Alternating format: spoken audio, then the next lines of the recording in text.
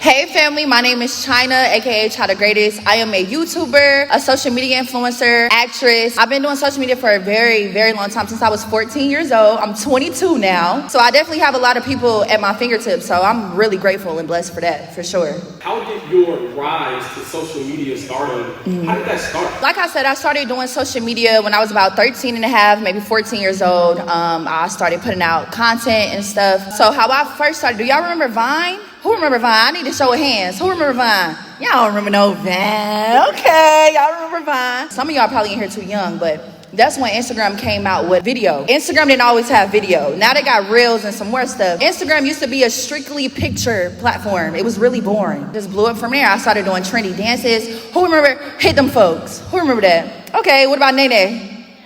What about Whip? Okay, I know y'all don't know about Yeet. Who? Oh!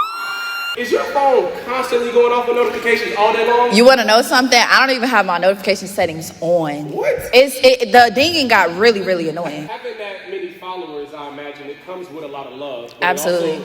It also comes with a lot of hate. How do you also kind of navigate through the hate? I've grown to realize that it's more love than hate. You gotta have tough skin in this industry. Instead of thinking about the bad, if y'all just take that quick second and think about the good. Even in later in life, if you wanna be like, dang, like, I kinda wanna influence, I wanna get a fan base that's gonna support me in everything I do. Definitely consistency. Consistency is key. When I first started doing social media, I wasn't always getting 50,000, 100,000 likes and views. When I started doing it and I started being consistent, people started feeling me. Oh, she's being consistent. She giving us new content every other day. I like this girl. Let me follow her and support her. You'll be so surprised. Like the moment you get tired of doing something, be like, you know what? It's not working out. I done did everything I could. The blessing be at the door. We've seen some of us who follow you that your acting career is taking off. Absolutely. And if I'm not mistaken, you had a movie just recently come out. I did. What's your acting career like? How's that come along? I first started acting like heavily and consistently back in 2019 around the pandemic. I was like, oh, you know what? Like I want to channel this energy into acting. I know that you and your mom, you guys are women of faith, and Yes. you've been grown up here at Voices of Faith. Elder Jenkins was your youth pastor. Yep. How does your faith in God express itself in your success? I'm not lying. Like literally everything I prayed for when I was younger has come to pass. When I was 10, 11, 12, 13, I really wasn't stunting God. I didn't really know who he was. My mom, she always kept me going to church. And actually, guys, my mom actually grew up in the church. So I definitely was around a lot of strong faith family members and people. So as I got older, I literally seen when you're going through something and you have nobody else to call on, God is there. As I got older, I started going through life just like y'all will be going through. And I just prayed, God, I don't know who you are, but can you just reveal yourself to me? Because I'm really going through it. And y'all, God showed out for real. Wow, that is such an awesome prayer. Yes. I don't know who you are.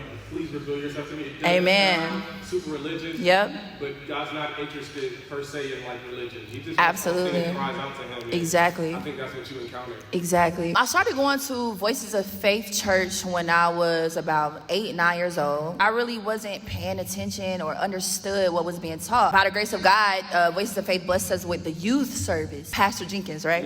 He a pastor now, huh? That's so good. Pastor Jenkins was so cool, y'all. He was a good teacher to me. Like, I used to ask him stuff. He used to send me scriptures. He used to tell me everything that I'm feeling or going through as far as my faith go. It really helped me just understand who God was. I felt like Voices of Faith really taught me who God was inside and out. You have a favorite Bible verse, maybe? I do. My favorite Bible verse is James 2:14. Faith without work is dead. When I'm going through my ups and downs, I always remember God will do everything you can't do, but God will never do nothing you can. A lot of times God give us the eggs, milk, sugar, but it's like, you gotta make the cake.